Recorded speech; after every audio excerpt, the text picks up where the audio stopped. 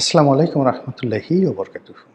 সম্মানিত দর্শক, আগামী ৪৮ ঘন্টা অর্থাৎ পরপর ২ দিন এবং ২ রাতে আমাদের দেশে এবং দেশের বাইরে সম্ভাব্য কী বিষয় ঘটতে পারে, যা কিনা আমাদের রাজনীতির যে কোর্স অফ অ্যাকশন, সেই কোর্স অফ অ্যাকশন পরিবর্তন করে দিতে পারে।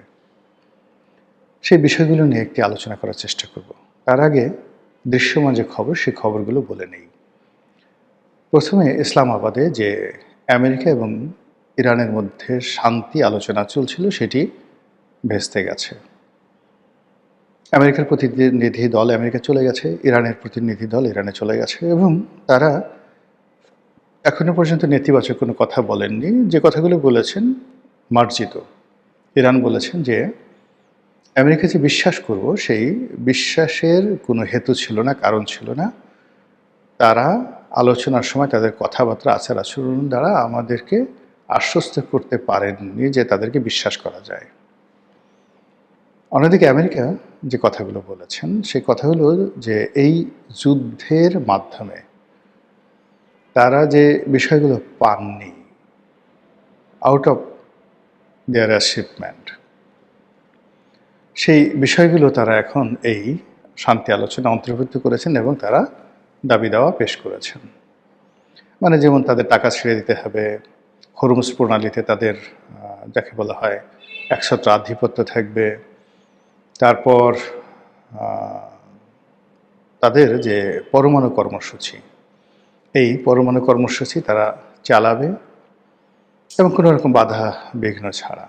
তার আন্তর্জাতিক পরমাণু শক্তি কমিশন যেটা আছে, তার যে সদস্য পদ হিসেবে তারা যে চুক্তিবদ্ধ ছিল, সেখান থেকে তারা বের হয়ে আসবে। এরকম আরও অনেক কথাবার্তা তারা বলছে, যেটা আমেরিকার আচরণে বোঝা যাচ্ছে।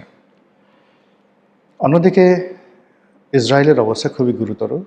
লাখ লাখ মানুষ যুদ্ধ বন্ধ করার জন্য রাস্তায় নেমে এসেছে। তারা ইরানের সাথে যুদ্ধ করতে চাচ্ছে না, তারা লেবাননের সঙ্গে যুদ্ধ করতে চাচ্ছে না।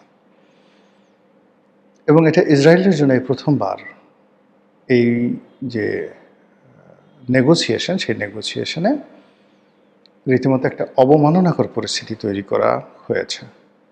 ইসলামাবাদে ইসরায়েলকে রাখা হয়নি। এর আগেরবার যখন যুদ্ধ হয়েছিল, তখন নেগোসিয়েশনের যে কথাবার্তা, সেটা হয়েছিল কায়রোতে। তো সেখানে সরাসরি ইসরায়েল না থাকলেও ইসরায়েলের উপস্থিতি বা অংশগ্রহণ মেনে নেওয়া হয়েছিল। এবার এটা মেনেই নেওয়া হয়নি। এটা বেঞ্জামিন নেতানিয়াহু এবং ইসরায়েলের জন্য খুবই অবমাননাকর। দ্বিতীয়ত হলো যে মিস্টার ডোনাল্ড ট্রাম্প এবং ইউরোপের যত শক্তি আছে, তারা এই যুদ্ধটিকে 2টা ভাগে বিভক্ত করে ফেলেছে। প্রথম যুদ্ধ হলো যে ইরান ভার্সেস আমেরিকার যে যুদ্ধ, এটা আমেরিকা এবং ইরানের মধ্যে একটি চুক্তি হবে এবং এটা স্বতন্ত্রভাবে করার জন্য ইসরায়েলের কোনো রকম এখানে অংশগ্রহণ নেই। অন্যদিকে ইসরায়েল লেবাননে যে যুদ্ধ করেছে বা আক্রমণ করেছে, সেই ব্যাপারে লেবাননের সাথে হিজবুল্লাহর সাথে বসে শান্তি চুক্তি করার ব্যাপারে আমেরিকা এবং ইউরোপের পক্ষ থেকে মারাত্মকভাবে চাপ তৈরি করা হয়েছে। অনেকটি ঘটনা কিন্তু এখানে ঘটে গেছে। সেটি হলো যে এই পুরো যুদ্ধের প্রায় 1.5 মাস, পুরো সময়টি মধ্যপ্রাচ্যের দেশসমূহ ইরানের বিরুদ্ধে কোনো অ্যাকশন বা রিঅ্যাকশন দেখায়নি। ডোনাল্ড ট্রাম্প এবং যাকে বলা হয় ইসরায়েল নেতানিয়াহু, তারা প্রাণান্ত চেষ্টা করেছিল আরব রাষ্ট্রগুলোকে জড়ানোর জন্য। এই জন্য তারা অনেকগুলো আত্মঘাতী হামলা চালিয়েছিল। সৌদি আরবের অনেকগুলো পেট্রোল পাম্প, মানে পেট্রোল পাম্প নয় ঠিক, অনেকগুলো যে পেট্রোলিয়াম যে তাদের সেক্টর রয়েছে, পেট্রোলিয়াম শোধনাগার, জ্বালানি শোধনাগার, সেখানে তারা হামলা চালিয়েছে। ইরান বলছে এগুলো আমরা চালাইনি, এগুলো আমেরিকা চালিয়েছে। তারপর কাতারে, এরপরে দুবাইতে, সংযুক্ত আরব আমিরাতে বহু আক্রমণ তারা করেছে। আমেরিকা এবং ইসরায়েল মূলত ইরানকে এই যুদ্ধে কোণঠাসা করার জন্য এবং আরব বিশ্বে একটা আরব জাতীয়তাবাদ গড়ে তোলার জন্য, কিন্তু সেটি হয়নি। যে কোনো কারণ হোক, আরব রাষ্ট্রগুলো ইরানের সাথে যুদ্ধে জড়ায়নি।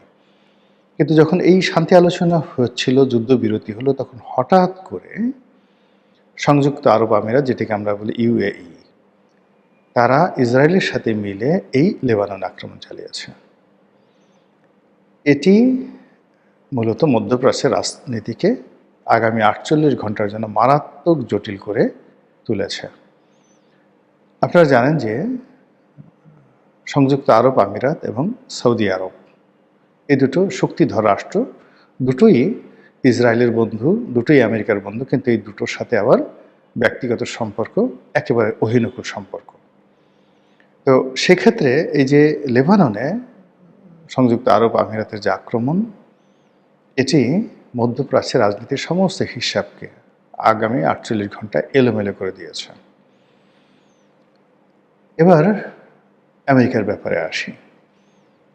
আমেরিকার যে অভ্যন্তরীণ রাজনীতিতে 3 থেকে 4টি ঘটনার সামনে আসছে। যিনি এই মুহূর্তে ভাইস প্রেসিডেন্ট রয়েছেন, তাকে দায়িত্ব দিয়ে ডোনাল্ড ট্রাম্পকে দায়িত্ব থেকে চ্যুত করা বা তাকে বহিষ্কার করা, ইমপিচমেন্ট করা, এটা নিয়ে আমেরিকার যারা নীতি নির্ধারণী তারা কাজ করছেন। এবং এটা এত বেশি চলছে এবং ডোনাল্ড ট্রাম্পকে মানসিকভাবে, অর্থনৈতিকভাবে মানে তছনছ করে দেওয়ার জন্য আমেরিকার সমস্ত যে শক্তিগুলো তারা একত্র হয়েছে এবং গত সেই 3-4 দিন ধরে ভদ্রলোক একেবারে রীতিমতো স্টপ হয়ে গেছেন। তিনি কি আমেরিকার প্রেসিডেন্ট না আমেরিকার নাগরিক, তিনি কি বেঁচে আছেন না নেই, এটা বোঝা যাচ্ছে না। এবং তার স্ত্রীর যে বডি ল্যাঙ্গুয়েজ মেলানিয়া ট্রাম্প, সেটা দেখে বোঝা যায় যে ওই পরিবারের উপরে স্মরণকালের সবচাইতে যাকে বলা হয় ফ্রাস্ট্রেশন, যেটাকে বলা হয় সেটি বা ডিপ্রেশন, সেটি যাচ্ছে। এবার আমাদের বাংলাদেশের ব্যাপারে আসি। বাংলাদেশে আগামী 48 ঘন্টাতে অনেকগুলো চমকপ্রদ ঘটনা যে ঘটবে তার কিছু নমুনা দেখাই। হঠাৎ করে আপনি দেখবেন যে একটি পীরের মাজারে আক্রমণ করে পীরকে মেরে ফেলা হলো। এটি বিচ্ছিন্ন কোনো ঘটনা নয়, এটি ম্যাটিকুলাস ডিজাইনের অধীন একটি ঘটনা এবং হাদিকে যেভাবে হত্যা করা হয়েছে এইরকম প্ল্যান করে এই পীরকে হত্যা করা হয়েছে। এই গেল এক। 2 নম্বর হলো শাহবাগে যে সমকামীদের বৈঠক হচ্ছে, সমকামীরা বসে আছে, এটা উপলক্ষ করে সেখানে তৌহিদি জনতা যেভাবে একত্র হয়ে যে ঘটনা ঘটিয়েছে, এটা কোনো বিচ্ছিন্ন ঘটনা নয়, অত্যন্ত পরিকল্পিত, প্ল্যান ওয়াইজ। এরপর জুলাই আগস্ট বিপ্লবী যারা ছিলেন ফ্রন্ট লাইনে, তারা, এরপরে ছোটন গ্যাং, তারা, মার্কিন ডিপ স্টেটের তথাকথিত যে সকল এজেন্ট রয়েছে, তারা গত 24 ঘন্টায় রীতিমতো যে সকল বিস্ফোরণমূলক কথাবার্তা বলছেন, যে সকল আক্রমণাত্মক ভাষায় কথাবার্তা বলছেন, এটি অতীতের যে কোনো রেকর্ডকে ব্রেক করেছে। একটা সময় দেখা গেল এই বিপ্লবীরা ক্যান্টনমেন্ট নিয়ে কথা বলেছেন, ডক্টর মোহাম্মদ ইউনূসকে নিয়ে কথা বলেছেন, আওয়ামী লীগকে নিয়ে কথা বলেছেন, ভারতকে নিয়ে কথা বলেছেন।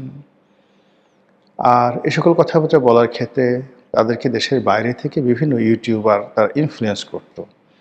কিন্তু এইবার কোনো ইনফ্লুয়েন্সার নেই, কোনো ইনফ্লুয়েন্সাররাও কোনো কথাবার্তা বলছে না, কিন্তু দেশের ভিতর থেকেই বিভিন্ন জনে যারা রাজনীতির পোর্টফোলিওতে আছেন, পদপদবিতে আছেন, তারা বিভিন্ন যে ছাত্র সংসদ রয়েছেন, সেই ছাত্র সংসদের যারা নেতৃবৃন্দ রয়েছেন, তারা অসাধারণ কতগুলো শব্দ প্রয়োগ করে ইঙ্গিতপূর্ণ কতগুলো কথাবার্তা বলে সরকারকে রীতিমতো তারা লাল কার্ড দেখাচ্ছেন।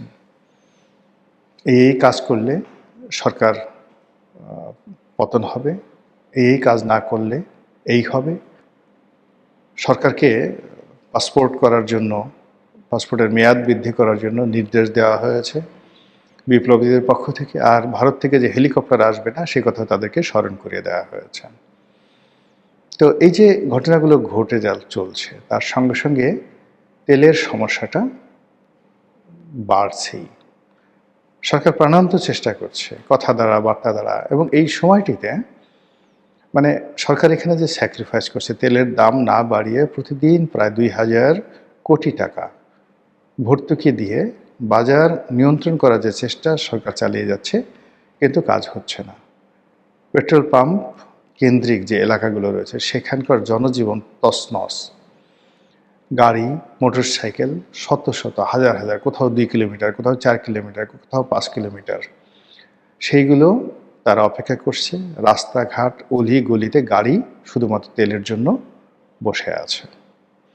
অন্যদিকে সরকারের যারা আইনশৃঙ্খলা রক্ষাকারী বাহিনী, তারা প্রাণান্ত চেষ্টা করে বিভিন্ন জায়গা থেকে তেল উদ্ধার করছে, এবং এটা রীতিমতো একটা সিন্ডিকেশনে পরিণত হয়েছে। এবং সরকারের যে রেগুলার কাজ, বিশেষ করে আইনশৃঙ্খলা রক্ষাকারী বাহিনীর যে রেগুলার কাজকর্ম, সেই রেগুলার কাজকর্ম বাদ দিয়ে তারা এখন এই জ্বালানি তেল কোথায় মজুদ রয়েছে আর জ্বালানি তেল কীভাবে দিচ্ছে এটা নিয়ে তারা ব্যস্ত আছে। ফুয়েল কার্ড করা, কিউআর পদ্ধতিতে তেল দেওয়া, অ্যাপসের মাধ্যমে তেল দেওয়া, এই কাজগুলো যত কিছু করা হচ্ছে না কেন, পুরো যে সাপ্লাই অ্যান্ড চেইন, জ্বালানি তেলের সাপ্লাই অ্যান্ড চেইন, এটা ভেঙে পড়েছে। আর এর সঙ্গে শুরু হয়েছে ভোজ্য তেলের, যাকে বলা হয় অভাব। এটা অভাব বলবো না কৃত্রিম অভাব বলবো, আমি এখন পর্যন্ত বলতে পারছি না, আমার কাছে তথ্য নেই। কিন্তু বাজারে বোতলজাত সয়াবিন তেল, যেটা রান্নার তেল, এটা পাওয়া যাচ্ছে না এবং অগ্নিমূল্য। এখানেও সরকারের যে সীমিত সামর্থ্য, তারা সেই ভোজ্য তেল যারা মজুত করতে না পারে প্রাণান্ত চেষ্টা করছে, কিন্তু কাজ হচ্ছে না। বাজারে আগুন লেগে গেছে। এমন কোনো দ্রব্যমূল্য নেই যেটি গত এক সপ্তাহে মারাত্মকভাবে বৃদ্ধি পায়নি। ফলে এই সকল বিষয় নিয়ে আগামী ৪৮ ঘন্টাতে প্রতিটি সেক্টরে পরিবেশ এবং পরিস্থিতি এখন যে অবস্থায় চলছে, উন্নতি না হয়ে অবনতির দিকে যাওয়ার সম্ভাবনা আছে। পার্লামেন্টের ভিতরে স্পষ্টতই যা কিছু হচ্ছে এটি স্বস্তিদায়ক নয়। বিরোধী দল ওয়াকআউট করেছে, আবার কবে যাবে এখন পর্যন্ত আমরা জানি না।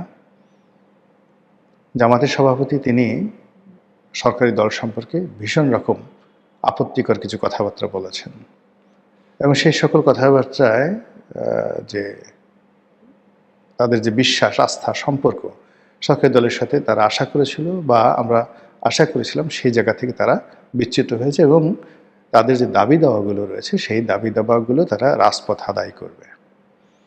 এবং এতে করে সরকার ভয় পেয়ে গেছে। সরকার ভয় পাওয়ার পরে দেখলাম যে আগে যেখানে মূলত যে সমস্যাগুলো হয়েছে জুলাই সনদ নিয়ে, সংস্কার কমিশন নিয়ে, তো সেই বিষয়গুলো নিয়ে সালাউদ্দিন সাহেব, যাকে বলা হয়, সবসময় কথাবার্তা বলতেন। কিন্তু এখন সালাউদ্দিন সাহেবের ব্যাপারে বিরোধী দল, দেশ, দলের ভিতরে, মানে সরকারি দলের ভিতরে, এমনকি যারা ক্ষমতা নিউক্লিয়ার, সেখানেও নানা রকম নেতিবাচক কথাবার্তা হচ্ছে। এর ফলে কি হলো যে তিনি অনেকটা পিছিয়ে পড়েছেন। এবং যে বিষয়গুলো নিয়ে তিনি আগে উপযাচক হয়ে কথা বলতেন, সেই বিষয়গুলো নিয়ে আইনমন্ত্রী কথা বলছেন। এবং তিনি বলার চেষ্টা করছেন যে যে সকল অধ্যাদেশ জারি হওয়ার কথা ছিল, সেইগুলো, যে সকল অধ্যাদেশ জারি হয়েছিল সেগুলো হুবহু পাশ করা হয়েছে। মাত্র দুটো বিষয়, সেগুলো অধিকতর একটু পরীক্ষা নিরীক্ষা করে সেগুলো পাশ করা হবে, নতুন করে বিল এনে পাশ করা হবে। আর জুলাই সনদ এবং সংস্কার, এগুলো বিরোধী দলের কথা মতো সব কিছু হয়ে যাচ্ছে বলে এরকম একটা আশ্বাস তিনি দিয়েছেন। কিন্তু বাস্তবতা হলো যে আইনমন্ত্রী এবং স্বরাষ্ট্রমন্ত্রী দুজনই বিরোধী দলের কাছে তাদের যে আস্থা আছে, যে বিশ্বাস আছে, সেটা তারা হারিয়ে ফেলেছেন। অন্যদিকে দলের মধ্যে থেকে তাদের কাজকর্ম করার জন্য যে নৈতিক সাহায্য এবং সহযোগিতা দরকার, সেটি নেই। দলের লোকজন স্পষ্টতভাবেই তাদেরকে এখন বুড়ো আঙুল দেখাচ্ছেন। এর ফলে আগামী ৪৮ ঘন্টায় আইনমন্ত্রী, স্বরাষ্ট্রমন্ত্রী সালাউদ্দিন সাহেব, এই দুইজন সম্পর্কে আপনারা নাটক